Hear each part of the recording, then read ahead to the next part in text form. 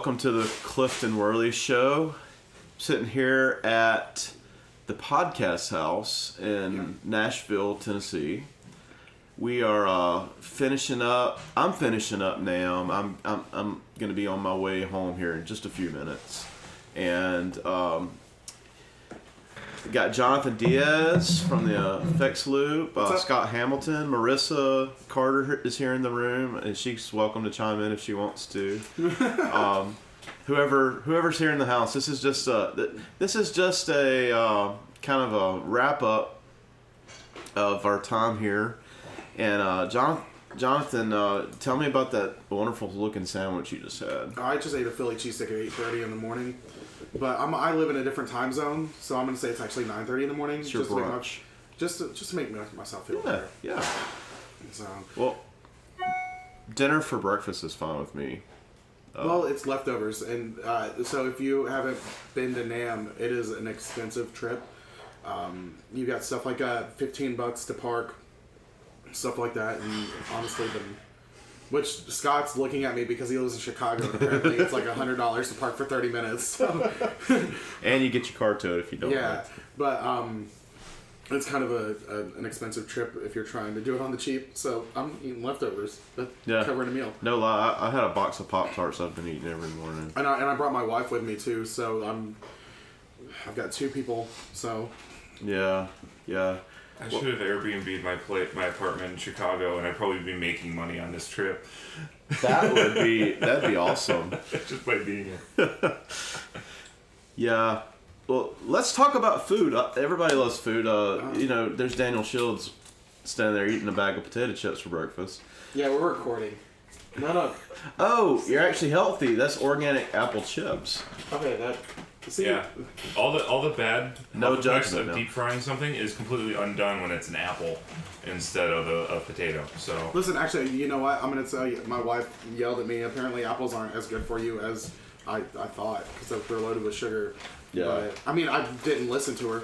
They're so good, right? I mean, I absorbed the information, but I love apples. So. Yeah. For a fun non sequitur on this, You can't make up words. The French word for potato is pomme de terre, which means literally apple of the earth. Interesting. It's the starch of the earth too. It's real. I don't know. I honestly don't know. It's the fruit of the loom. So well, hey, since we're on food, what meals have we had that you thought were good here? I mean, is the food here? Well, we had pepper fires last night. Which is honestly only the real meal I've done here. Yeah. Well, we've done. I think we did Chick-fil-A for breakfast, and the way the good Lord intended it. And we did pepper fire last night. But so if you go to Nashville, our thing was even before we planned, I think where we were going to eat, we all planned that we were going to do a hot chicken night. Mm-hmm. So you got to do hot chicken, and the cool thing is there's so many to pick from. Daniel's like the connoisseur. I think he's ate everywhere but Bolton's. You said. Yeah.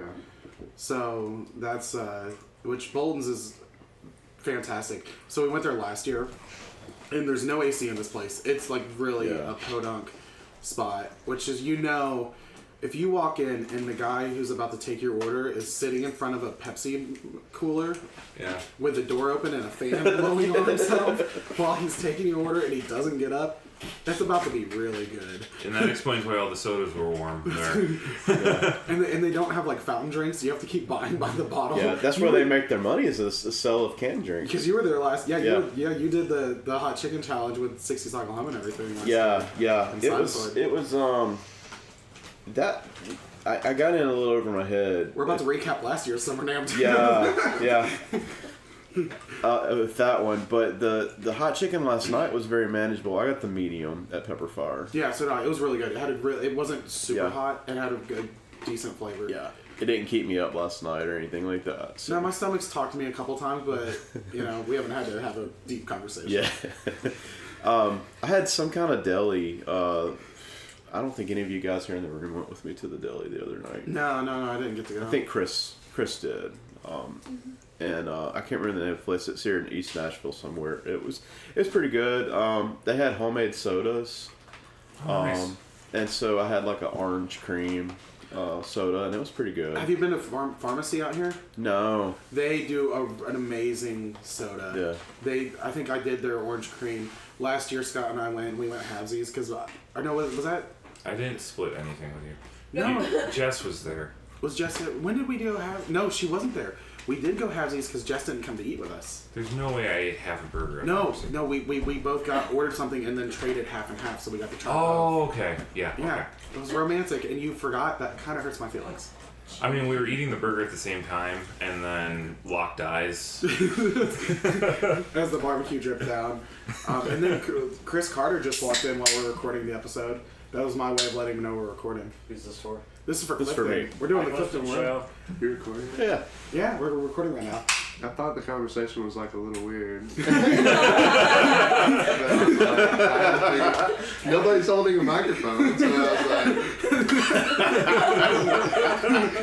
It's just like you guys are talking really proper for no reason. I don't. This is not how they normally act. He's like.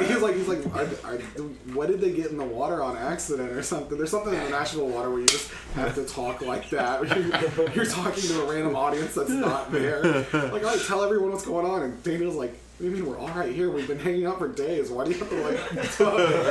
That's too funny. He's like, we were there, dude. Hey, I had barbecue yesterday. I know Daniel was there. Did anybody else go to the barbecue place? No, y'all were at Gibson yesterday. Yeah, we went to Gibson yesterday.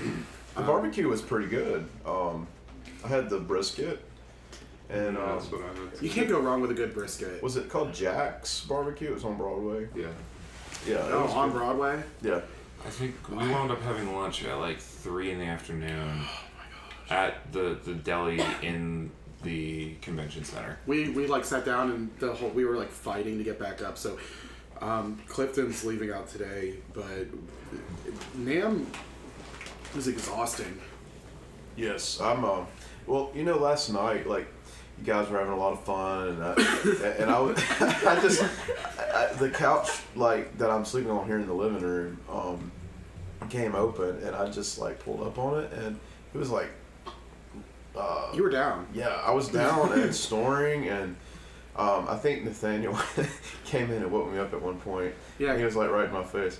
So all Clifton's listeners should really know that man can sleep through some craziness because it was not like anyone trying to be quiet. I know it was bad. My sleep schedule is way off from what I'm used to. So I think last night we went to sleep around like 1:32, and I usually wake up at 3:30 in the morning. So my sleep schedule's all messed up. Yeah. But like, yeah, dude, Clifton went down. Like, we're in the middle of a conversation and you hear a slight snore in the other room, and you're looking like, dude, Clifton is sleeping through this. That's insane. I remember walking in here at one point, and there's literally 4 different people playing guitars in here, and Clifton's like in the rhythm section over there on the couch. That's hilarious. Yeah, I can sleep through a rock concert. You did last night. It's like Clifton's off beat. Kick the couch. See if we can do that on. Oh man. Oh my gosh. Yeah, but then so and then I woke up like as everybody was leaving, and had to go back to sleep. Well, and then the Effects Loop podcast, those guys over there, which is us. We actually had like a little like meeting and discussed stuff, and Clifton was just in the other room, and he would like if the snoring stopped, we'd turn and look, make sure we didn't wake him up, and then it would go back on, and we're like, all right, let's keep talking. So, yeah. The problem with our house so there's like 9 of us or 8 of us in here. And there's 2 doors. And there's 2 doors, and they're paper thin. Like, the doors don't block any sound at all. It's ridiculous. So we're all, like, trying to be really quiet. I was waiting for Daniel to come out and, like, throw a pedal at someone's head. Like, go to sleep now. The first night here, it's actually Clifton. We were messing around with amps, and Daniel was just like, the nicest way to tell us to be quiet. I've never been told to shut up in the It's the nicest most way. polite way. Yeah, he's like, polite Southern way. He's like, hey guys, if you could like just do this another time, and I was like, oh yeah, they're like, shut off, go. Yeah, we were trying to profile some amps. That didn't quite work out. It didn't work out. I had to.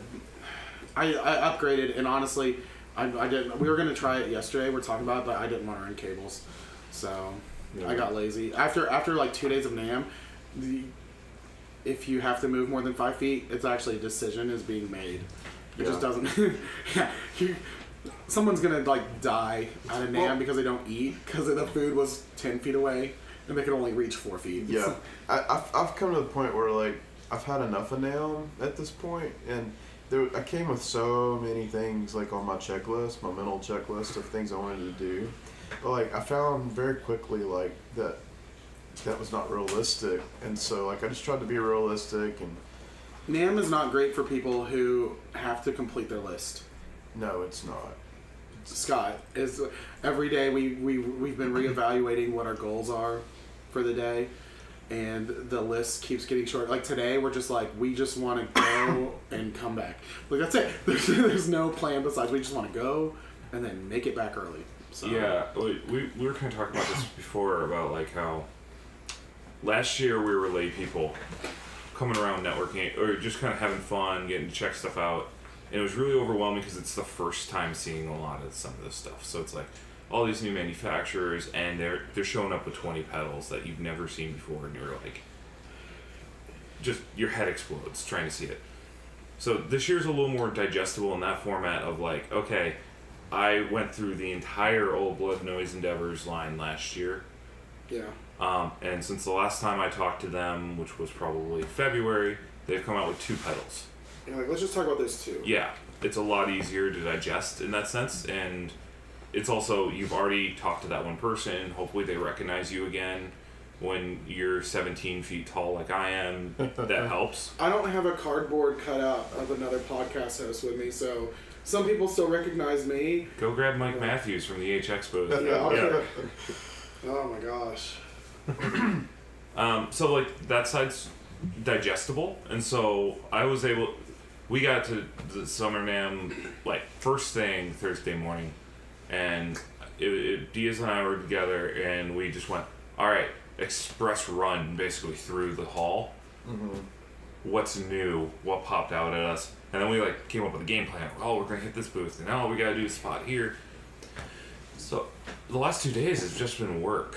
It's been a lot of fun work, but Work nonetheless. Today we're going saying, this is our fun day for us. I'm gonna go play the pedals that I want to play with, and actually, that's like anything that had a headphone amp for the most part, I didn't touch, because there was no way for us to really capture the content. And that's like with guitars. I know you probably had a real fun time trying to capture acoustic guitars. Oh yeah, well, I had Jamie Davis just run around with me with a mic in front of me. Let's do a shout out to Jamie Davis. Yes. Good guy Jamie Davis. He's one of those people, so... Super chill. Yeah, so a lot of us are online friends, and we're like, when these imaginary people become real people, and you actually meet them, there's kind of you got a 50-50 chance of this guy could stab you and put you in the back of his car and take you away. Yeah. Not really. that was like an extreme. It's yet to happen, and I've probably met like 50 or 60 people out of these groups already. Yeah, so but like you got a 50-50 chance, like these might be people that you don't get along with, and like in person, like me and Scott. No, I'm just kidding. But Jamie Davis was like a really cool guy, and he was a lot of fun. So it was good seeing him. He even sent us a message afterwards. He sent me a message. He was just like, because my wife and I kind of went to the bedroom before everyone left, because we were just trying to hide out. And he sent me a message, and he was just like, it was really nice to meet you and your wife. I was just like, man, that was like really nice of you. Like I don't tend to do that. Like I'm gonna have to start sending people messages and be like, I know I just left your place, but it was really nice to meet you. So yeah, he was really cool. Nice to finally meet him. And Mark Schwartz, we ran into him again. He kind of came and hung out with us several. Did you meet him last year? Yes. Yeah. Mark's a fun character. I mean, out of everyone I've met, I've actually hung out with Mark the most because Mark has to come to Chicago once in a while for his family's in sort of rural Illinois. So he comes to town, gives me a text saying, "Hey, you want to grab a bite?" Yeah. I love that. Like we still keep up. Yeah, Mark's really cool because his I guess, musical style is a lot different than a lot of people here. So it's really cool to get like the adverse thing. That's like Clifton has his style of music that he really gravitates towards, and then everyone has their thing. I think quite a few of us though are stuck in the John Mayer U2 thing. Those are different things. They've become the same thing. We'll argue about this. How dare you? Chris's eye just twitched. But Triggered. But Mark's really cool because he brings a totally different viewpoint on things, which is like one of my favorite things about NAMM. You got different viewpoints, you got different styles, everything just coming together and becoming like a mash of craziness. Yeah. Of course, we got to meet Nathaniel. It's our first time to meet him, and that boy's got energy. Yeah, he's got some energy. He's got some spunk. To be 18 again. I'll just take a moment here. He was being very promotional for Jamie Davis because he had these stickers and he was putting them on everything. And I woke up this morning and there was a sticker on my Livington amp. I think he did. Scott had a sticker on his Strat. Listen, y'all took your stuff off. I know Nathaniel's going to be here at some point today. He's taking mine off. You're gonna sit and watch him? There's a sticker on my Firebird. I put that there, so I can't get onto him for that. They set them on my Firebird and didn't stick them because I think they realize how big I am, and Nathaniel knows that I'll pummel him. Yeah. So I think I've already threatened him like 3 times. Nathaniel's very peppy. Yeah. I guess not preppy, but like very peppy. He's there. He's excited. It's his first year at NAMM. We'll give it to him. Next year he'll probably be the same as us. Just like Lord, take it now. Yeah. But run this town. So he. I forgot where I'm going with this. I'm so tired. Anthony and Albert came by last night too. That was good to see them. Yeah, our house kind of became like the central meeting location. Kevin Equitz and his wife. Yeah. Nick Hamilton and his friend came over. Yeah. And Isaiah and their drummer. I can't remember his name. Isaiah Corey and Albert and their drummer are going on tour right after this. Yeah, they're gonna leave here and start heading towards in the southeast, and that'll be pretty cool. Yeah. So it's just a lot of fun stories to tell, and hopefully we don't forget them all. We'll talk about them for the next year, and then next year I'll show up and be like, the second day I'll be like, why did we do this again? Mm-hmm. What were we thinking? And we all remember the good stuff. We don't remember the exhaustion and the. No, we never do. No. I mean, I'm like looking at the 7-hour drive in front of me, and I'm thinking, oh my goodness. It is kind of crazy though, because we've all I've gotten very minimal sleep, but I mean I've woken up just fine. So I'm really glad we're staying tonight still. I don't think tonight's gonna be a super late night for a lot of us. No. Which basically means we're going to bed at 1 a.m. instead of 3 a.m. or whatever we've been doing, but Clifton's going to his bed. Yeah. He's getting back to the wife and the kids. Yeah. I'm sure you're looking forward to. I know I can't wait to get home. Absolutely, yeah. It'd be nice to, I'd love to have them here, and maybe next time I will. Sorry, I just shook my head really hard now. I love them, but Jamie Davis brought his wife and kids, and I couldn't mix the two. I brought my wife, and that already is stressful. Not because of my wife. My wife isn't gear oriented. She's coming along and taking pictures, but she's been a trooper because I pretty much just drove her along.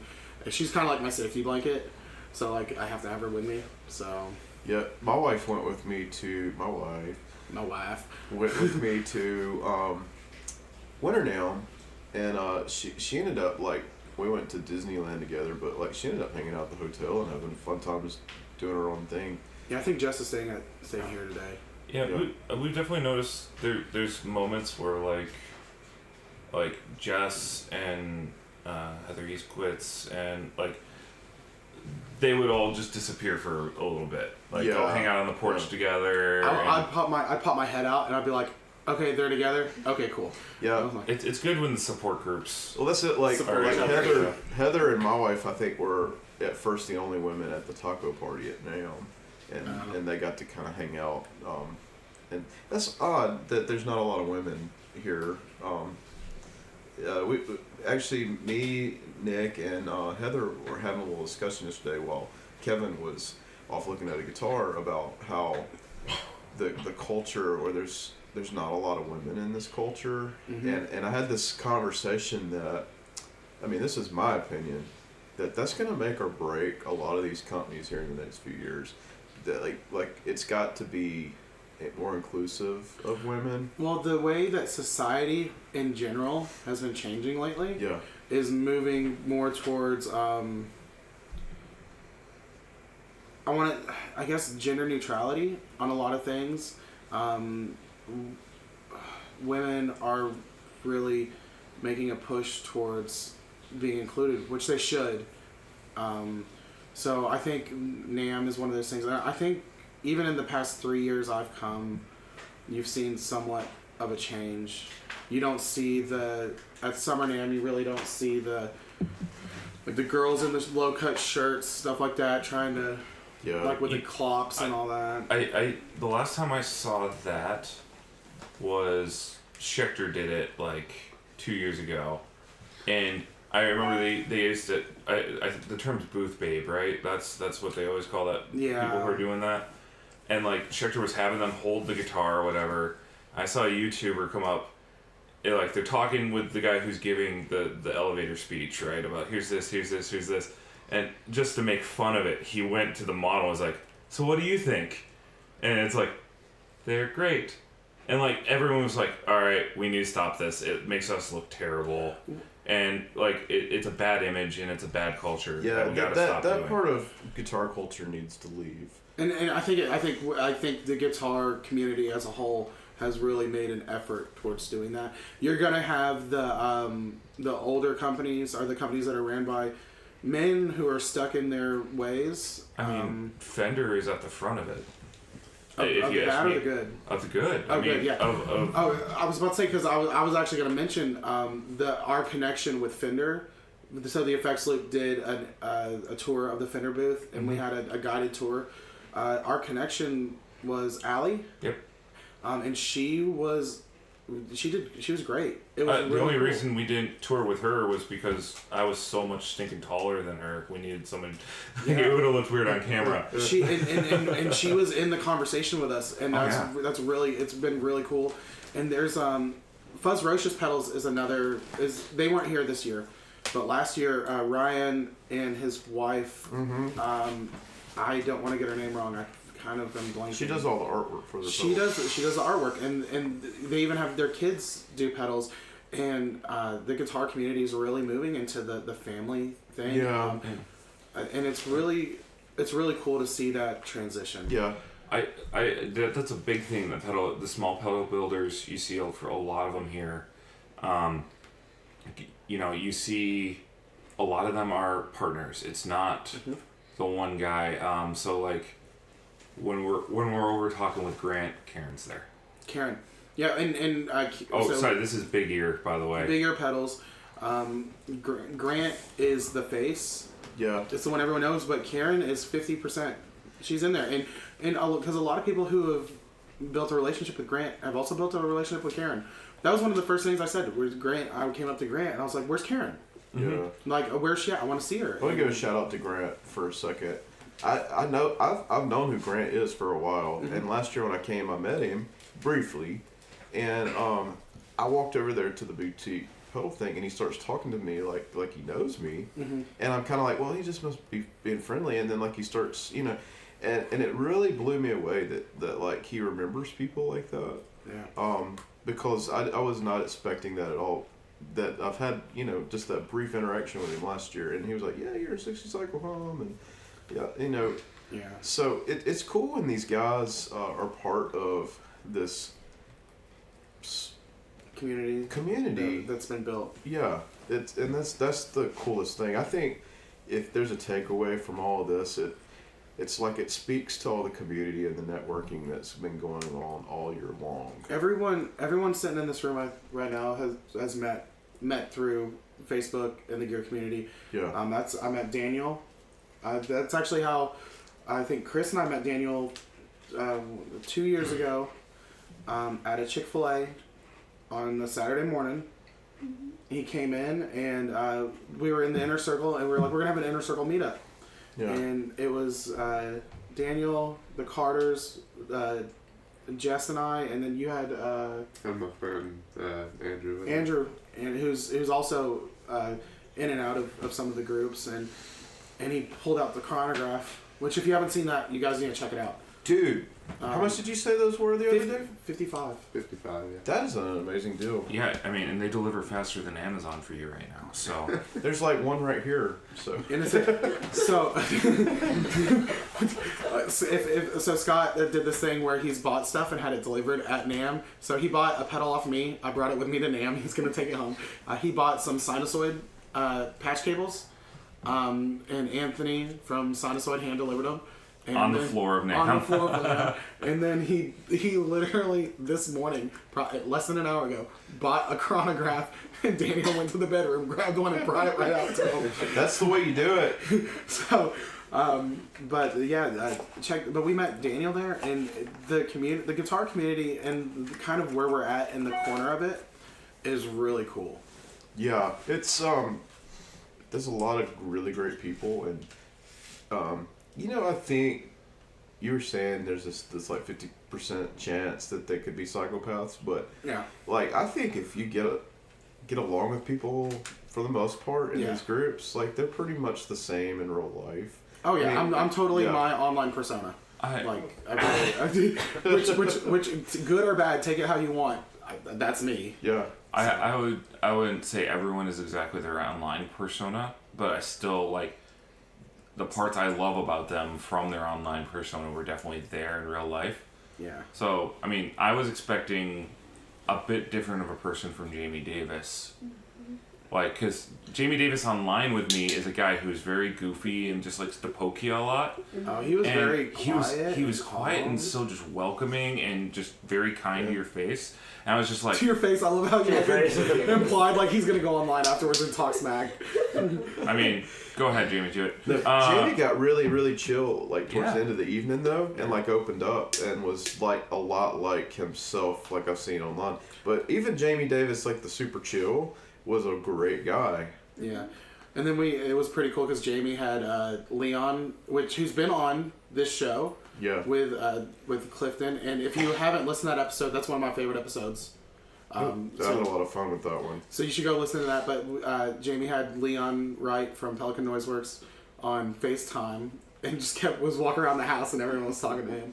So Clifton did a lot of live streaming of stuff. So go if you're not in his group. I don't know why. Yeah. The Effects Loop, you guys have a lot of live streams you've done there as well. Yeah, our group was pretty active on the live streaming. Our Instagram too. Yesterday it was funny because we had people in our group saying, "Where's all the news?" And we're like, we actually went Instagram. We can't pick one. We like kind of mixing it up. So yeah, I posted.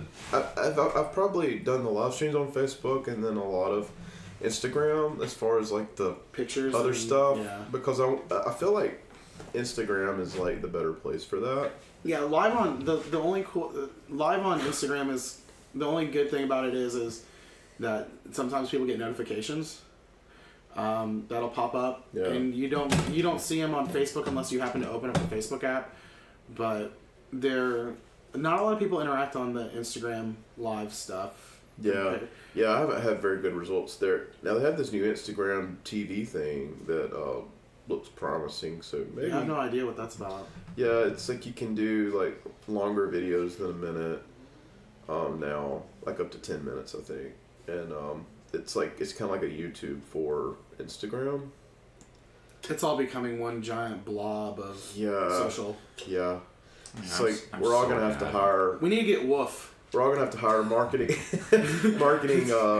people for our podcast if we ever want to get out of this whole like blob of information.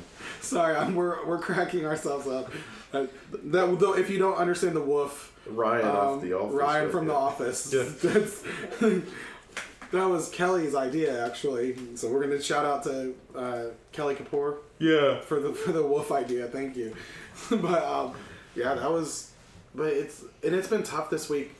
So I can imagine it was tough for you. We've got 4 people with our podcast. We've got 4 hosts, and all of us have been here, and we still, I don't think, shared as much content as we could have, because there's just so much going on. Yeah. You can only, like, circling back to what I said earlier, you can only take on so much here. I think the best way to describe NAMM is imagine Walmart on Black Friday. Yeah. That's Yeah. a good way to put it. Imagine Walmart on Black Friday, where everyone's go, go, go. They know what they're wanting, they're going for it, and you're trying to get... And especially if you've got a plan for content, that's why I always tell people, we had a guy say, what do you want to do for NAMM? Like, or if a first-time person going to NAMM, and he's only going for one day, I said, you make a plan and try to stick to it. Yep. And that's the best way to do it. Yeah, but we all know that the really good part of NAMM is not actually being on the show floor, it's doing the hangouts afterwards. Yeah, that's... Honestly, I care more about like what we're doing for lunch and who's coming, to making sure you get to hang out with those people. Yeah. Because I tell people this is like Summer NAMM is like summer camp for big boys and girls. I'm throwing that out there. Make sure we're not keeping that group out. Exactly. I'm not gonna say it, I was gonna say, but if you never mind, we're gonna pass through that. But yeah, you definitely want to hang out with the people who you want to spend time with. Yeah. And it's very limited time. Like you think people are like, oh, we're gonna be in Nashville for like 4 days, 3 nights, or 3 days, 2 nights for club, and you wake up on the last day and you're like, what the heck just happened? Where did the time go? Yeah. And that's the thing is, like, this is kind of a launching pad, especially for the podcast for the rest of the year. Yeah. There's people that I'll think about 3 or 4 months from now that, oh yeah, I had this conversation with them, and then I might hit them up and maybe even have them on the show. That's kind of what my strategy was last year. I'd say the biggest thing I love about Summer NAMM that's different than Winter NAMM is, like, here, like, it was so accessible, like, almost all of our friends, like, we could hang out together who were here and do stuff together. Winter NAMM, you can't even possibly do that because everything's so far away, and like for instance, like, first of all, that convention center is like going to like a football arena, like and you're half a mile away from somebody else who's on the other end, and so it's hard to cross paths with people, and then like getting across town to go to to hang out for lunch or whatever. You don't end up getting to do that. Like, you don't leave for lunch because it's so hard to leave, so you end up eating there, and then everybody linking up at the same place later. So that's the thing I like about Summer NAMM. It's a little easier to actually hang out with people. All the builders will tell you Summer NAMM is a lot more relaxed and laid back. Sadly, there's been a big change with Summer NAMM. Summer NAMM, there's been less people coming.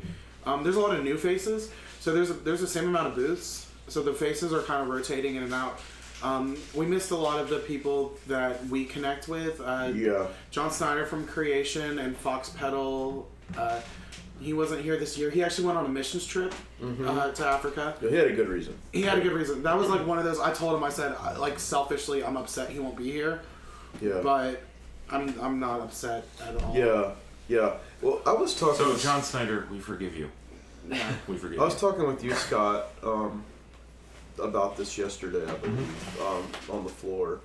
And I was talking about there's a lot of guys who, in kind of this boutique niche, have decided for whatever reason that they weren't going to do Summer NAMM because it doesn't pay off for them. And we had an interesting conversation about that yesterday, Scott, about maybe it will come full circle again. What was your thoughts on that? Do you remember? I don't recall, man. Well, I've got an opinion on that. Yeah, well, good. Yeah. So, I think that Summer NAMM has hit a slump. Yeah. And I think it'll come back up, definitely, because it kind of as NAMM, Winter NAMM keeps, it seems like it's getting bigger and bigger. There's more going on. I don't feel like people are getting the experience that a lot of people aren't getting the experience. Now, for the builders, Winter NAMM is the better one because when we've got companies that are coming and showing at NAMM, their goal is to get purchase orders. Their goal is to connect and meet with people who can buy orders from them and get their product out there. Now, as we come and we've got relationships with these builders, we want to cover their content as a media outlet, but a lot of it is we want to see our friends and we want to do this, and Summer NAMM's become that where people like to hang out. But Ryan from Fuzzrocious Pedal made a post that said the cost for him to come to Summer NAMM is about $3,000 to $5,000. That's travel, food, rent of the booth. They gotta pay for Wi-Fi. Like NAMM charges, they nickel and dime them on certain things. That's convention centers in general too. You Well, just get the whole like, oh, you want to plug your stuff into the wall. You need to hire a union guy to do it. It's going to be a full hour of labor. Like I've seen stuff like that. Do you want to connect to our Wi-Fi? It will be $1,000. Like you can get really overworked. And even then, Fuzzrocious is they use the same stuff at their booths. So they've got a whole booth set up, and Creation's kind of the same way. They had the same style booth, but it's thinking about shipping, like Creation with these large shipping large things over here. And they've got to pay shipping charges. They've got to do all this, and then these companies that aren't just mom and pop companies that have employees, they pay for their employees to come. They've got to pay wages while they're here. Like you've got stuff like that, and it can be an expensive trip. And if the only thing you come and you get out of it is seeing your friends and getting a little bit of media coverage, and you're not getting purchase orders, and you're not getting into brick and mortar, or at least on getting someone to pick you up on an online shop, financially, it's not a wise investment, and it's becoming really common. Grant from Big Ear, we're gonna mention him again, has the boutique pedal showcase, which is genius. It's one of the smartest things that I've seen there. Is they've got all these builders, and there's some large builders in there. Robert Keeley has been a part of it for the past, I think, since it started. And Robert Keeley is one of the big names. He's like one of the godfathers of the pedal community. And he's in this thing, and he's saving money by doing this and helping that. I think the showcase was brought to you by Big Ear. Sinusoid was the cable company, and then you got Keeley and Tomcat pedals and all these different companies. Pure Salem had the guitars there. Yeah. And all these guys that are working together. Pure Salem didn't have a booth this year, and they had one a few years back. But this is a great way to get products in the hands of possible consumers. For people like we've got today's public day, so you got anyone can come for $10-$20, and it's a good way to get it where people can mess with stuff, and you can be seen by dealers and stuff like that. So, but I think there's gonna be a real big shift in the way people approach. I remember what Scott said Summer the other day. Now it said if Guitar Center were to tank, oh yeah, this guy. would these boutique builders need now more to?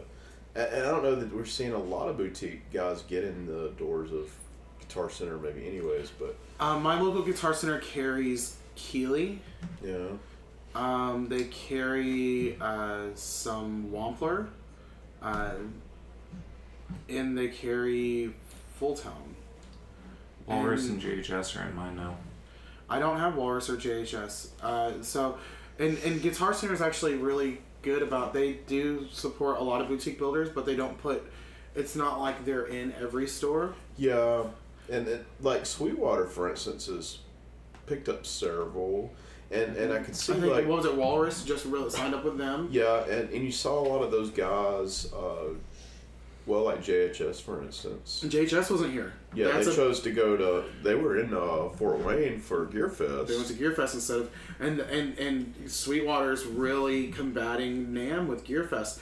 It's a great place, like Scott said, for it to be a good tent sale for them, and sales. Yeah. While they're there promoting their product and working the relationships. And NAMM is another thing too. A rule of NAMM is that they're not supposed to. There's not supposed to be any floor purchases. You're not supposed to be able to walk out with a product.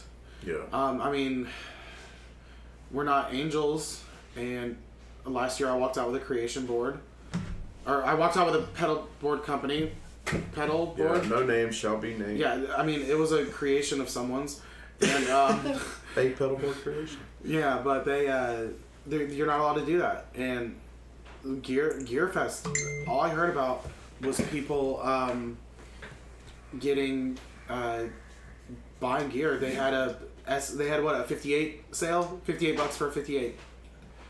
Like, that's crazy awesome. Yeah. Yeah, no one took me up on that. I will PayPal you now. 5-3. Yeah. But Well, any other closing thoughts you guys have about this whole thing? I think it was really cool. I'm excited to see what content you bring out. Because you hit with Recording King, and did you hit Eastman? Yeah, I hit Eastman, Recording King, Taylor, Gibson, a little bit of Martin, kind of went acoustic for the most part. And that was off of conversations me and Scott had and you about maybe, because I'm not such a pedal guy. No, like, but you got to cover the things that we don't cover. Right. We didn't cover acoustics. And as far as podcast goes, I don't know if there were any other of the gear podcasts there. Besides. There was a Todd from Guitar Knobs is walking around. Was he? Yeah, Okay. Todd from Guitar Knobs is there, and then I think there's probably a few others that we're not familiar with, but kind of in our community. No, there was not a whole lot of podcast presence. Yeah, and so hopefully, I mean, we're taking the torch and going to run with it. And hope to get some content that you guys, if nothing else, I hope this is accomplished, is that I can provide the people who follow my channel, and hopefully I would think you guys too, want to provide something that's of value to their crowd. Yeah, value to the consumers who listen to your... Yeah. I mean, you can give a well-informed decision. I think that's a lot of... people think whenever podcasters cover this stuff, yeah, we're trying to get content, but the main point of the content is we want to give a well-informed decision and a well-informed view of what's going on. Mm-hmm. Oh, and this is straight from the horse's mouth.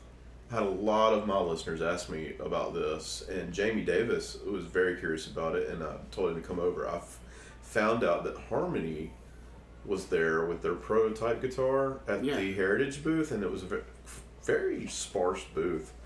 But I asked the guy working there, I said, when are these going to be available? And he said, still nothing in stone. Hopefully they'll do something by the end of the year.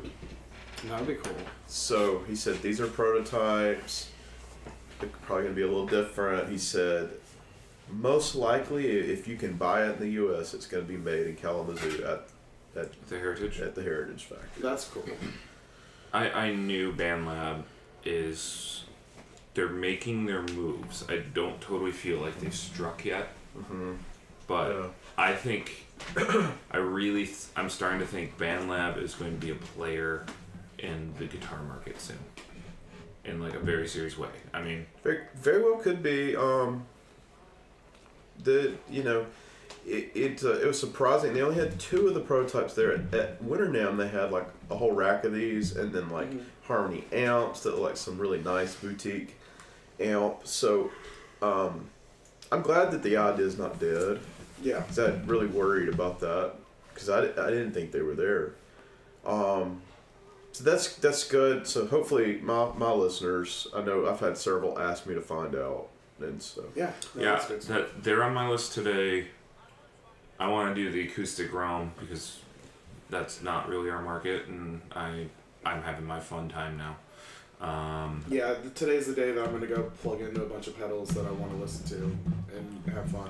And then I'm going to get lost in pro audio world for a little bit too. So yeah. Yeah, we're going to try to be like in and out in 2 hours. which We we actually need to leave in about 15 minutes. So and I need to take a shower. So So this is the point we probably need to take this in for a landing. yeah, And I really got to get on the road, and so on the road again. just Sorry. can't wait to get on the road again. We can do the Bob Dylan version. On the road again. Oh, can't wait. Yeah, that's good. That's good. Oh my god. There's gonna be a Clifton Worley show episode with me doing Bob Dylan. You listen. Alright, if now is ever a time for Clifton to start a Patreon, it's now. You can just add that, like you can Diaz doing Dylan. I got your there's your There we go.